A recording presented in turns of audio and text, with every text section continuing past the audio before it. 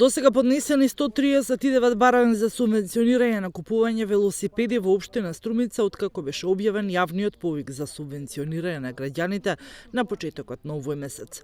Тоа значи дека планираните средства во висина од 800.000 денари се уште не се потрошени и заинтересираните граѓани можат да поднесуваат барања се до завршување на повикот, односно на 29 април, информираат од кабинетот на градоначалникот Костадин Костадинов. Тој ги повикува граѓаните да го искористат субвенционирањето и да си купат велосипед. Средствата што општина Струмица ќе ги субвенционира се во износ од 50% од вредноста на велосипедот, но не повеќе од 4.000 денари по лице. Правото на учество на јавниот повик имаат жителите на општина Струмица кои немаат искористено субвенции за купување на велосипед, а новиот велосипед да е купен во земјава од почетокот на април се до исцрпувањето на буџетот наменет за јавниот повик, но не подоцна од 29 април оваа година.